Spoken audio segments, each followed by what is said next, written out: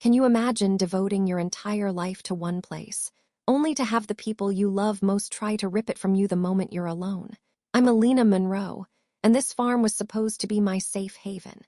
Instead, it's become the battleground where my own bloodlines are drawing knives behind legal smiles. If you've ever had to choose between legacy and loyalty, or watched the people you trusted turn on you, then stay with me. Because what happened after my grandfather died changed everything. I was still holding the lemonade glass when Aunt Marla delivered her eulogy, through a smirk, to a crowd nibbling on funeral mints. "Alina won't get a dime," she announced, loud enough for every pair of aging ears in the Monroe barn reception to hear. "She's just the farmhand." The clink of cutlery slowed. Cousins in designer boots sipped wine like it might muffle their whispers. The Monroe family didn't wait until the dirt settled to talk about inheritance. They brought it to the funeral, wrapped in silk scarves and fake condolences. I stood frozen near the back wall, beside a table stacked with photo albums and old trophies. My grandfather, John Monroe, had built this farm, Monroe Acres, from nothing but stubbornness and soil. And I, his eldest granddaughter, had spent my entire childhood chasing calves and changing water filters. But to them, I was the one who stayed too long, who didn't leave for a finance degree or a condo in Santa Barbara. Aunt Marla's voice lingered like the smell of fried grease from the catered buffet. I didn't look at her. I looked at the guests, the ones who averted their eyes like grief gave them permission not to see betrayal. Then I saw him, Mr. Cross, our family's attorney for decades. He was standing by the hallway entrance, fingers folded like prayer, a storm cloud in a dark suit. His eyes met mine and tilted subtly. "Follow me." I barely remember weaving through the crowd. My boots thudded on the old oak floors as I walked past second cousins I hadn't seen in 10 years, past the uncle who used to sneak me butterscotch from his coat, past the cousin who'd once cried on my shoulder during her divorce, and who now wouldn't meet my gaze. The study smelled of pipe tobacco and lemon wood polish. Grandpa's favorite room, lined with old portraits, his parents, his army photo, and one from when I was maybe 8, sitting beside him on the tractor. Mr. Cross closed the door behind us and motioned for me to sit. I couldn't. "Is it true?" I asked before he even opened his folder. He didn't answer right away, just studied me in that lawyerly way, calculating risk, emotion, and timing. "Alina," he began softly, his voice dipping like a tired lullaby. "Your grandfather changed the wool 3 months ago." My stomach tightened. "You inherited everything." The room swayed a little. I blinked. The land, the house, all equipment and assets, over $4 million in valuation, pending final appraisal. I stared at him. "Why?" I whispered. "Why me?" He opened the will, ran his finger to the highlighted clause, and read. "Because she was the only one who didn't ask for anything." My throat closed. I could still feel his hand on mine that last spring, showing me how to bottle feed the calf with the bad hip. He'd said nothing then, just smiled like I'd made him proud. Outside that study door, the war was already starting. I just didn't know yet how far my family would go to see me fail. I didn't cry when Grandpa died. Not at the hospital, not at the funeral, not even when I stood alone in the barn that first night, listening to the silence his absence left behind. But I cried then. In that study, under the gaze of the Monroe ancestors whose portraits lined the wall like watchful judges, I cried. Not for the money, not even for the farm. I cried because he saw me. He said that. My voice cracked, rough with a grief that had waited for the right moment to break through. "She was the only one who didn't ask for anything." Mr. Cross nodded solemnly. He added it in his own handwriting, wouldn't let me type that part. I sat down, finally. The leather chair creaked beneath me, stiff with age. The room smelled like cedar and memory. I could still see Grandpa sitting here in the evenings, boots kicked up, sipping sweet tea while going over livestock logs in his barely legible script. "Is this even legal?" I asked, my voice smaller than I wanted it to be. "It's airtight," Mr. Cross said. "Notarized, witnessed, dated, we even have video of him signing it." Of course he did. Grandpa never did anything halfway. I stared at the will in front of me, my name printed in bold, black ink. Elena Rose Monroe. Beneficiary of 480 acres, 9 tractors, 4 barns, and a half-century of blood, sweat, and calluses. It felt unreal, like a trap set with love and barbed wire. I wiped my eyes with the sleeve of my flannel shirt and tried to breathe through the swell of emotion. He believed in me, enough to go against the family, enough to give me everything. And I knew why. Because when everyone else left, I stayed. Not because I lacked ambition, not because I didn't have offers, but because this land was more than dirt to me. It was memory. It was rhythm. It was love handed down in the shape of feed buckets and weather-beaten fences. I'd been 14 the first time I saved the old man's life. He never called it that, but I knew. It was late June, and he was fixing the roof of the main barn, the one with the rusted metal sheets that screeched when the wind hit them just right. I was supposed to be bringing water to the horses, but something had felt off. A silence too sharp. I rounded the corner and saw him standing on a slanted panel, trying to reach a loose beam with the handle of a rake. "Grandpa," I yelled. "That's not safe." He waved me off with one hand, the other still gripping the rake. Then the metal gave way. I don't remember thinking.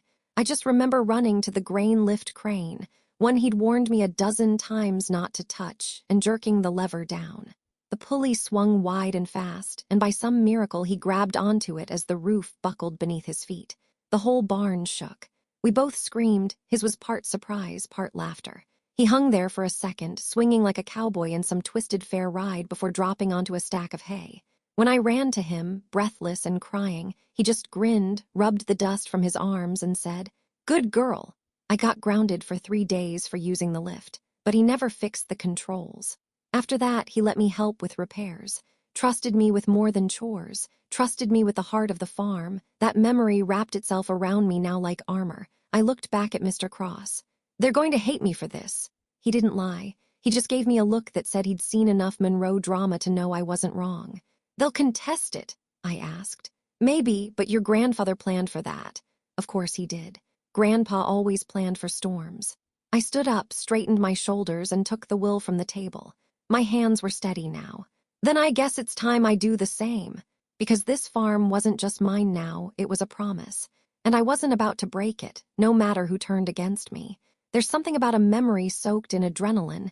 It never fades, it just waits, buried beneath chores and time and old grief until something stirs it awake. For me, it was the crunch of dry hay under my boots as I stepped into the main barn after the reading. The light filtered through the wooden slats just like it did that summer, except now the dust danced without him in it.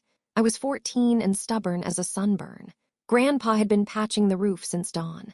I'd begged him to let me up there. He refused, of course. Said I had too much fire, not enough weight. That was his way of saying I was small and impulsive. I remember pretending to clean stalls while watching him from the doorway. He was up there swinging a hammer with one hand and balancing with a bent nail in his teeth. I knew that roof like I knew my own heartbeat, warped panels, rusted screws, that weak corner over the south beam. And I saw it before he did. The way his boot shifted just slightly, then froze. The sudden stillness. That awful realization painted across his face, like he'd only just remembered his own mortality. "Grandpa," I yelled. "Move left." Too late. The panel cracked with a sound I still hear in my sleep. I don't know what told me to sprint to the grain lift controls. Maybe instinct. Maybe that unspoken bond we always had, where I could read his movements like weather patterns. I grabbed the lever and yanked it like I was trying to pull the whole farm back into place. The crane's pulley shrieked against its rust, swinging out wide like some iron pendulum of fate. Grandpa's eyes found it, found me. And without a second thought, he leapt. I'll never forget that jump. It wasn't graceful. It wasn't smart. It was pure trust. He caught the hook mid-air, legs flailing, boots kicking empty space. I screamed. He yelled something back, probably a curse. And then he dropped like a hay bale into a stack of straw below. When I reached him, crying and gasping, he just started laughing. Full body, eyes wrinkling, belly shaking laughter. "Good girl," he said, patting my back with a hand that still smelled like engine grease. "Told you I raised a lion." I got grounded for using the crane. But from that day forward, something changed between us. He let me do more, ride the combine, change out the irrigation valves, even negotiate feed prices with the co-op. Not because I was the only one there, but because he knew I'd earned it. Standing in that barn now, I let the memory settle like silt in water. Let it remind me who I was before the whispers and the lawsuits and the betrayal that now simmered just beneath the Monroe name. This place, it wasn't an inheritance. It was a lifetime. Mine. And maybe they didn't see me as more than a farmhand. Maybe Aunt Marla would keep sneering in her designer heels. Maybe Cousin Devon would lawyer up. But I'd carried calves through blizzards, cleaned wounds from barbed wire, and negotiated better corn prices than my uncles ever could. I wasn't here to prove I belonged. I was here because I always had. I pulled my phone from my back pocket, thumbing through old contacts until I found the one I hadn't used in nearly 2 years. Mel Raines, director of Green Homestead Coalition. I'd interned with her once, spent a summer working on climate-resilient agriculture in Montana. "Hi, Mel," I said when she answered. "It's Alina Monroe. Remember me?" She did. She always remembered people who didn't quit when the work got hard. "I've got 480 acres of potential," I said, stepping into the light of the barn's open doors. "And a hell of a lot to fight for." The morning I launched the Green Homestead page, I half expected the internet to shrug, or worse, stay silent. It was 6:12 a.m. and I hadn't slept. Instead, I'd poured myself into designing a story that wasn't polished, but real. One photo of Grandpa John teaching me how to mend a fence. One of me now mud-splattered and defiant, standing under the same oak tree he'd planted with his bare hands. A single sentence pinned to the top. "She left me a legacy, not a lecture. Now I build what he believed in." By breakfast, the post had 3,000 shares. I didn't breathe until the first email came in. Then the second. Then a cascade. "Hi, Alina, we run a regenerative farming blog. Can we feature your story? I'm producing a docuseries on women-led farms. Would you consider filming a segment?" A journalist from a regional magazine asked for a phone interview. A sustainable agriculture podcast reached out. A mom from Arizona messaged me. "I showed your story to my daughter. You're what I want her to see when she thinks of strength." I wasn't ready for that. I wasn't ready to be someone's symbol. I was just trying to survive, to make this place more than a battleground between memory and greed. But the world, it seemed, was hungry for the kind of story that grew from soil and sorrow. Mel Raines called that afternoon. Her voice was all business, but I could hear the pride under it. "Alina," she said, "you always had the guts. Now you've got the ground. Let's give it the wings."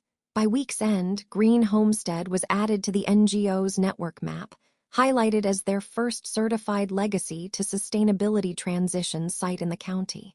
They offered technical assistance, grant writing support, and promotion across their channels. And people came. They started trickling in curious families with backpacks and notebooks, a group of college eco-tourists with cameras and wide eyes. Even an elderly couple who used to buy strawberries from Grandpa John in the 80s came to see if the girl from the internet was really his granddaughter. I gave tour with dirt under my fingernails and fear in my lungs, but I spoke from the heart, and it showed. One day, a pair of documentarians, early 30s, thoughtful Brooklyn quiet, showed up with camera gear and matching flannel. "We've seen 100 farms," the woman said, "but yours feels like a reckoning." I wasn't sure if that was a compliment or a warning. Still, I let them film me bottle feeding a rescued lamb named Clover. They asked questions. I answered honestly. About Grandpa. About the will. About staying when everyone else left. About love that looks like early mornings and frostbitten fingers. The footage went viral. And with each new share, I could feel it. The tightening in the air. The shift. Devin started calling again. Less smug now, more polite. My Aunt Marla's Facebook post, something about family heritage needing fairness, was shared by all the wrong people with comments like "LOL bitter much." Even Mr. Cross stopped by, leaning on the fence with a paper bag of peaches from his wife and an odd look in his eyes. "You've stirred something," he said. "Good or bad, we'll find out." I nodded, squinting into the light. "Better stirred than still," I said, surprising even myself. But when the camera crews left and the tourists went home, it was just me and the chickens. Me and the never-ending work. Me and this aching, fragile hope that maybe, just maybe, I could build something here that didn't require anyone's permission but my own. I didn't know yet that this burst of momentum would be tested harder than I could imagine. But for now, I had sunlight and soil and a dream rising quietly in the morning mist. It started with a knock, not a friendly one, not like neighbors bringing eggs or the documentary crew returning with copies of their film. This knock was sharp, legal. The kind of knock that didn't wait for welcome. I opened the door to find a young man in a blue windbreaker, face unreadable, holding out a manila envelope with Monroe versus Monroe stamped in the upper corner. "Service for Alina Monroe," he said, and walked away without another word. Inside the envelope, pages of legal language I didn't need a law degree to understand. My cousin Devin, Once the golden boy of family Christmases, now the self-appointed heir to all things unfair, was suing me. Due to declining mental acuity and evidence of diminished capacity, the document read, we contest the validity of John Monroe's final will. They were calling Grandpa unstable, senile, manipulated by me. My breath left in one hard exhale. That night I sat on the chicken coop floor with Clover curled in my lap and the lawsuit spread out beside me. The hens rustled around, unaware that the world was shifting again, darker this time. A few hours later, the second blow landed. A local paper, small town, family-run, mostly used for posting church bake sales and dog adoption flyers, ran a story. Headline, Farmhand inherits 4M was Grandpa coerced. The piece didn't mention Devon's name, but it didn't have to. The questions were pointed, the tone suspicious, the timing surgical. They quoted anonymous family sources who claimed I had undue influence over an elderly man in declining health. They used a photo from the early days of my project, me in coveralls, wiping sweat from my brow. The kind of image that made you look tough, maybe even cold. They didn't print Grandpa's quote from the will. They didn't mention the decades I spent here when no one else would. The backlash came fast. Donors paused their pledges. The Green Homestead Network issued a statement of neutrality, supportive but careful. A couple of volunteers ghosted me without a word. A neighbor who'd once helped me stack hay suddenly forgot to return my call. The momentum that had surged like spring melt was now a trickle. I was alone again, except this time not by choice. And worst of all, the silence from inside my own chest. Where there had once been fire, now there was fog. The kind that makes you question your own version of events. Had Grandpa been fully lucid those last few months? Was I remembering through love's filter? That's what the lawsuit was counting on. Not just to convince a court, but to infect me with doubt. By midnight, I found myself outside, barefoot in the garden, staring at the empty rows I hadn't had time to plant yet. The earth still smelled like promise, but tonight it also smelled like betrayal. I pressed my palms into the soil, breathing deep. You knew, I whispered to no one. You knew this would come. He had. I could feel it now, in the way he'd worded that final note, in the extra copy he gave Mr. Cross. In the quiet way he'd taught me how to brace a fence post or balance a ledger, skills not just for running a farm, but for surviving a siege. Because that's what this was, a siege in silence and print. And still I would not retreat, not from my family, not from the land, not from the truth. But the cost was beginning to show, in the rationed feed, in the sick dog I couldn't afford to treat, in the way I avoided the mirror because I couldn't face the exhaustion in my own eyes. The farm wasn't dying, but it was bleeding. And I didn't know how long I could hold the line alone. The thing they don't tell you about grief is how quiet it gets. How after the lawsuit, the headlines and the whispers fade, what remains isn't rage, it's noise reduction. Empty coops, half-spread feed, and a silence so deep, even the wind sounds unsure of itself. I hadn't bought feed in 2 weeks. I was down to counting pellets like pills, scooping half rations into bins and whispering empty promises to the goats. Next week, I told them. Hang on a little longer. Clover, my sweet lamb with a crooked leg and a face too innocent for this world, had stopped eating completely. I knew the look. I'd seen it before in sick calves, in barn cats gone too quiet. But I didn't have the money for the vet, not after paying the last set of court filing fees, not after replacing 2 busted irrigation lines, not after the Green Homestead pledges froze under the weight of bad press. So I sold my car. Wasn't glamorous. I didn't cry over it. Just posted it online, cleaned out the seat crumbs, and took the cash in a brown envelope with shaking hands. Then I went straight to the co-op, bought feed, medicine, and a mineral block that Clover liked to chew on when she couldn't swallow anything else. On the drive home, in a borrowed truck from an old neighbor who still believed me, I kept the window cracked and the radio off. I needed the silence. I needed to feel the air as proof that I hadn't disappeared. That night I treated the animals like royalty, scrubbed water troughs, replaced bedding, measured dosages twice then again. Clover looked at me with eyes that didn't understand scarcity, just care. She nuzzled my hand once, then lay down with a sigh that split my heart clean. I slept in the barn that night, wrapped in an old sleeping bag between the goats and the hens. It was the only place that didn't remind me of what I was losing. In the morning, I stared at the rusted tractor out back. It had been Grandpa's favorite. He called it the mule. It was worth maybe $2,000 if I could get it running again. My stomach turned. How many things could I sell before this place stopped being Monroe Acres and became just acreage? I rationed more than feed. I stopped using the oven, cooked on a camp stove to save electricity, turned off the water heater. Showers became gasps and grit. I avoided the mirror now, not because of vanity, but because the person looking back had started to resemble the land, weathered, thinning, but still standing. When the dog got sick, it nearly broke me. Rusty, the old border collie who had followed Grandpa like a shadow and curled at my feet every night since, stopped eating and started limping. I knew it wasn't just age. I knew what it looked like when something was wrong and spreading. But there was no money left. I called the vet, explained the situation, asked if they could bill me later. The silence on the other end said enough, so I Googled. I joined farming forums. I texted old friends from the ag school I never graduated from, and I did the best I could with borrowed knowledge and trembling hands. Rusty made it through the night, then another. He wagged once when I came into the shed and licked the back of my hand before falling asleep again. It was enough to keep going. I had nothing left to sell, except my story, so I started blogging, not for pity but for witness. Every night I wrote, about Grandpa's hands guiding mine on a rusty gate latch, about the silence after the lawsuit, about rationing oats and hope in equal measure. And people listened, not in thousands, but in dozens, then hundreds. They sent messages, comments. One woman from Nebraska mailed me a $20 bill and a card with no return address. "This is for the lamb," she wrote, "and for the girl who won't quit." Maybe I wasn't winning, but I wasn't quitting either. It wasn't the blog post that went viral, it was the caption.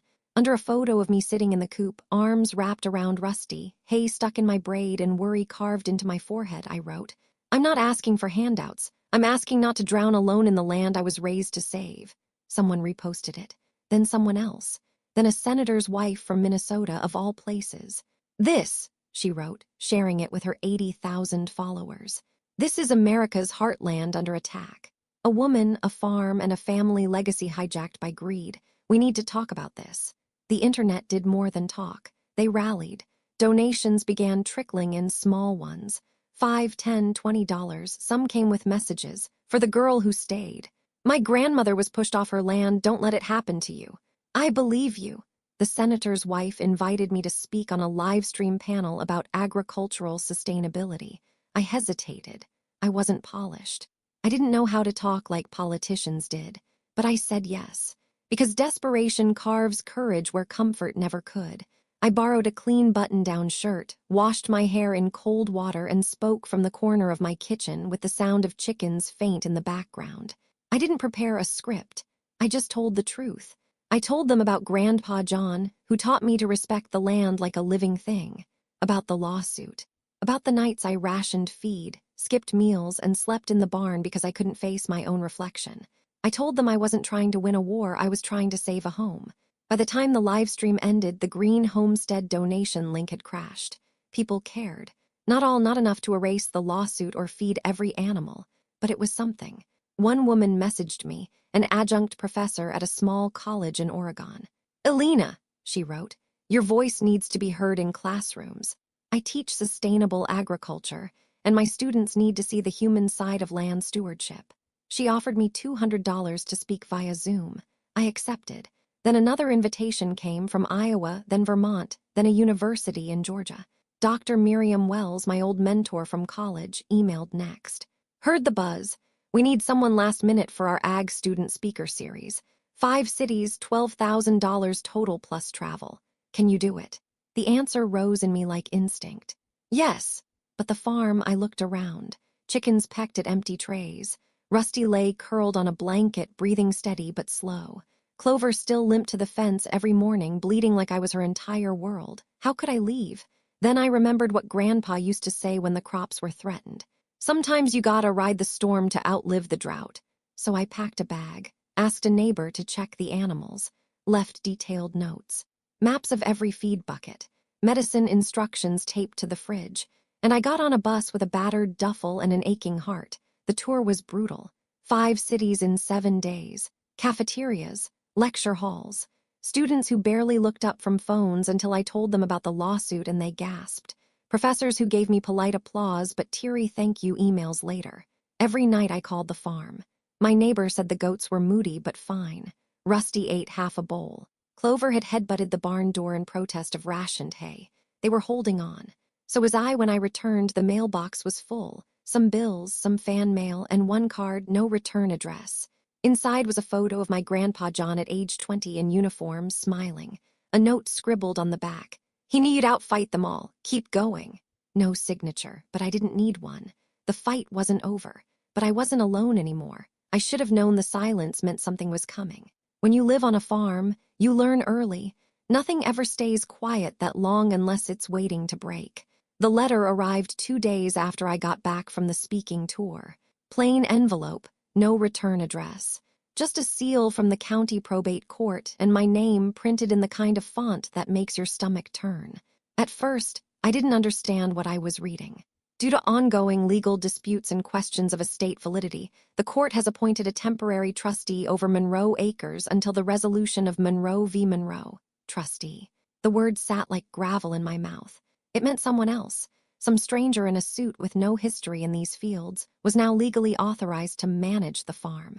Temporarily, they said, until the hearing, which had been delayed again. The letter continued. No alterations to land operations. No fundraising of any kind. All accounts are frozen pending oversight. All digital assets related to Monroe Acres will be temporarily suspended. I didn't finish the paragraph. My hands were shaking too hard. Within hours, it started. My PayPal froze. The Green Homestead donations page was shut down, pending compliance clarification. The blog's admin access was revoked.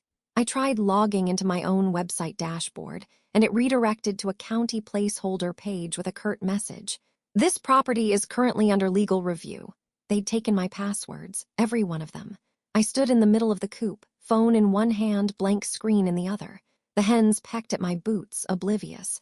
Clover bleated once and nuzzled my leg. They didn't know their food shipments had been stopped, or that the last sponsorship check hadn't cleared, or that the court now controlled not just my farm, but my story.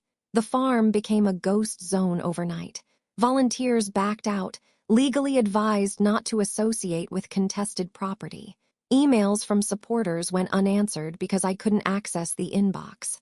A documentary crew that had planned to return canceled indefinitely. Risk of litigation, they said. I stared at my silenced world, a place once brimming with noise and potential, and felt a chill I hadn't known since the night Grandpa was wheeled away in that final ambulance. This wasn't sabotage from my family anymore. This was the system kneeling on my neck with a smile. That night I tried calling Mr. Cross, straight to voicemail, so I went to his office unannounced, desperate. His receptionist looked sympathetic but firm. "He's in depositions all week," she said. "Make sure he sees your message." I walked out past a woman holding a binder with my cousin Devin's name on the cover. Of course, they weren't just playing a fence. They were seeding doubt everywhere, including the court. I went home and stood in the center of the barnyard. No wind, no birds, just me and the ghosts of every decision I'd ever made. It felt like they'd taken my name and handed it to bureaucracy, clean and clinical, like I hadn't bled for this land. But they hadn't taken me. Not yet. That night I pulled out an old leather-bound journal Grandpa had given me for my 16th birthday. Inside were blank pages he told me to fill with whatever the world tried to erase. So I wrote. Not for a blog, not for court, not even for justice, just for me. "I will not be silenced," I wrote. "Not by kin, not by court, not by fear. If this farm must die, it will not be quietly." The chickens cooed softly as I whispered the words again under my breath like a prayer disguised as a threat. "I will not be silenced." The email came late. I almost missed it, tucked between court updates and expired donation alerts. The subject line read, "Urgent, possible tour opportunity, Dr. Wells." Dr. Miriam Wells, my old mentor. The one who once told me I had a backbone made of barbed wire and clover. I clicked. Her message was brief but urgent. "Elena," I saw the news. I'm furious but not surprised. "Listen, one of our keynote speakers for the National Ag Student Circuit dropped out last minute. It's a 5-city tour. You'd be paid $12,000 plus travel. It could help hold things together while the courts drag on. We need an answer in 24 hours. Please consider it."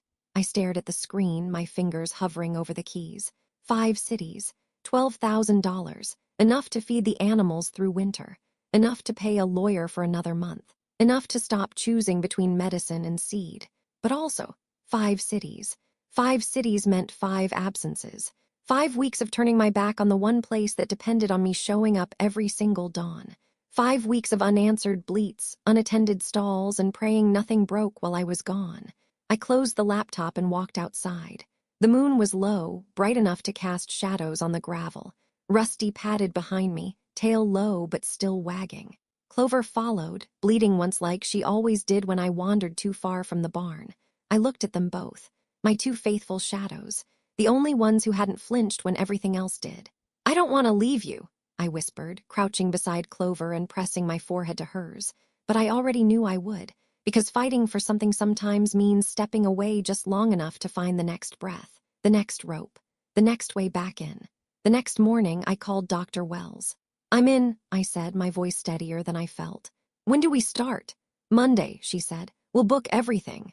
I had 4 days, so I did what I always did. I planned. I mapped out feed instructions, medical checklists, and barn temperature charts like I was prepping for battle, because I was. My neighbor Tammy, a retired vet tech with a soft spot for underdogs and sheep, agreed to help. She didn't ask for details, just nodded when I explained and said, "Go fix this." The tour was a blur of hotel rooms and podiums, of anxious undergrads and cautious faculty, but I didn't sugarcoat anything. I told them about inheritance as a battlefield, about legal silencing, about what it costs to stay when the world assumes you'll give up. They listened. One student cried. One professor hugged me, whispering, "My mother lost her land too." Every honorarium was wired straight to my farm account, what was left of it. Tammy sent photos twice a week, Rusty guarding the coop, Clover chewing on her mineral block, the barn lights still burning. The final stop was a college in upstate New York. Snow fell outside the window as I stepped to the podium for my last talk. I looked out at the students, faces eager, uncertain, waiting, and I told them the truth. I'm not just fighting for my farm. I'm fighting to prove that legacy isn't about money. It's about who stays behind when everyone else walks away. When I returned home, the gate creaked like it missed me. Tammy met me in the yard, holding a mug of coffee and a look I couldn't read. "She held on," she said, nodding toward Clover. Tammy smiled. "She had her lamb yesterday. One little girl, strong lungs, kicked me in the knee. You'll like her." I dropped my bag in the dirt and ran to the barn. Inside, under a heat lamp, Clover lay curled around the tiniest bundle of legs and ears and promise I'd ever seen. The lamb blinked at me, and I burst into tears, because sometimes the fight gives back, just enough to keep you going. The farm smelled like thaw and possibility. Snowmelt seeped into the soil, loosening everything. The barn doors creaked louder, the fence posts leaned with a little more give, and for the first time in months, the air felt less like a threat and more like a question. It had been 6 days since I got back from the tour. 6 days of catching up on missed chores, restocking feed, making sure the newborn lamb, whom I named Wren, nursed well from Clover's still lean frame. But no amount of post-tour calm prepared me for who showed up on a Wednesday afternoon, standing by the broken-down tractor like she belonged there.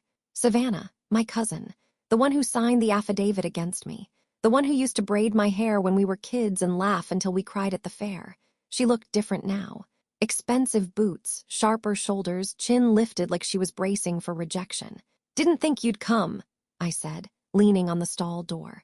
"I almost didn't," she replied, voice tight. The silence between us was old and sharp, cut from years of childhood secrets turned courtroom lies. "You here to check on the land you tried to take?" I asked. She flinched. "No, I'm here because," she took a breath, looked down at her gloves, "because I lied, or at least I let them lie for me." I waited. "I didn't believe the will was fake," she said. "I knew Grandpa was fine when he signed it. He asked me to help him print copies." "Then why?" I asked, too tired to shout. "Why sign a statement saying he was confused? Why let them drag me through hell?" She looked away, shame settling into the hollows of her face. "Because Devin threatened to cut me off, my parents too. They said if I didn't sign, I'd be cut from the trust, and I believed them." Her voice cracked. "I was scared, and I was stupid, and I didn't know it would go this far." I stepped closer, not out of forgiveness yet, but curiosity. "And now I can't sleep," she whispered. "I see Grandpa's face every night. I hear him saying, 'Good girl,' the way he used to say it to you, and I know I betrayed that." She pulled an envelope from her coat and held it out. "It's a retraction, sworn and notarized. I'm submitting it to the court tomorrow. I wanted you to have a copy first." I took it, the weight of her words heavier than the paper. Why now? I asked. Savannah shrugged. Because the lamb was born, she said, smiling softly. I saw the post. Her name's Wren, right? Grandpa would have loved that. I looked at her hard. This doesn't fix everything. I know, and I still have to go to court, still have to defend what I've already lived. She nodded. I'm not asking for a clean slate, just a chance not to rot in the one I helped build. I didn't answer. Not because I couldn't, but because there was nothing I could say yet that would hold the weight of what she'd just begun to undo. She turned to leave, then paused. For what it's worth, Alina, I always knew this place should be yours, not because you earned it, but because you loved it when no one else did. Then she walked away. I stood in the yard long after she'd gone, wind tugging at my sleeves, Wren's faint bleats echoing from the barn behind me. This wasn't a win, but it was a crack in the wall they built. And sometimes that's where the light begins. The courthouse smelled like cold tile and old coffee. I sat alone at the long wooden table, hands clasped so tightly I couldn't feel my fingertips. Across the aisle, Devin leaned back in his suit like he'd already won, his parents behind him in matching shades of disdain. Mr. Cross sat beside me, stone-faced and still, but he wasn't the reason I could breathe. That honor belonged to Savannah, 3 rows behind, hands folded over the affidavit that might finally break this curse. The judge called us to order. What followed was hours of polite legal warfare. Devin's attorney painted a portrait of a declining old man, easily swayed, emotionally manipulated. They highlighted my sudden rise in media attention, citing it as evidence I had engineered my inheritance. I didn't flinch, because then it was our turn. Mr. Cross introduced the will, reintroduced the timeline, and then quietly placed a USB drive on the judge's desk. Exhibit C, he said. Surveillance footage, provided voluntarily by the Monroe's neighbor, who had installed barn-facing cameras for wildlife monitoring. The courtroom screen flickered to life. There he was, Grandpa John, 2 months before his passing, wearing his old plaid shirt and that battered hat he never let go of. He was laughing, sitting on a hay bale beside me. I was holding a clipboard. He reached over, tapped the pen from my hand, and said, clear as day, "You're ready, Alina. This place belongs to you now. I don't care what the rest think. I've already told Cross. Let him sue, we'll bury them in decency." The judge paused the video. Silence wrapped the courtroom like a dropped curtain. Even Devin looked shaken. Anything else? The judge asked, barely glancing up. Savannah stood. I'd like to submit a revised statement, she said, voice steady. I lied in my original deposition. Alina didn't manipulate anything. If anything, she resisted what she deserved. The judge reviewed everything. 20 minutes later, she returned with the ruling. The court finds the will valid and signed with full mental capacity. All claims of coercion are dismissed. Ownership of the Monroe estate shall remain solely with Alina Rose Monroe. I didn't cry, not there, not in front of them, but my knees buckled slightly as I walked out into the sun. The farm was waiting. 3 months later, a new sign hung at the front gate. John Monroe Animal Haven Legacy. Land. Learning. The barn had been repainted. The chickens roamed freely. Clover napped under the oak tree with Wren curled beside her like a living punctuation mark to the hardest chapter of my life. School tour came weekly now. Kids squealed over baby goats and chased butterflies through Grandpa's old alfalfa patch. I gave talks under the restored awning, beside a bronze plaque that read, "For the man who believed in work, not words." Sometimes I caught parents reading that aloud to their children and pausing, just long enough to think about what legacy really means. As for the rest of my family, the silence holds, but not like it used to. This one feels earned, like a door I closed and chose not to reopen. Savannah sends a postcard now and then. No apologies, just check-ins. She's learning. So am I one morning as I fixed the broken latch on the lamb pen. A little girl tugged on my sleeve and asked, "Are you the farmer who saved her grandpa's land?" I smiled. "No," I said. "I'm the one he taught to never stop fighting for it." And in that moment, surrounded by soil, sunlight, and second chances, I knew I hadn't just inherited the farm. I'd rebuilt the roots of my own worth. If this story moved you, don't forget to like, comment, and share. What would you do if everyone you loved stood against your purpose? Drop your thoughts below.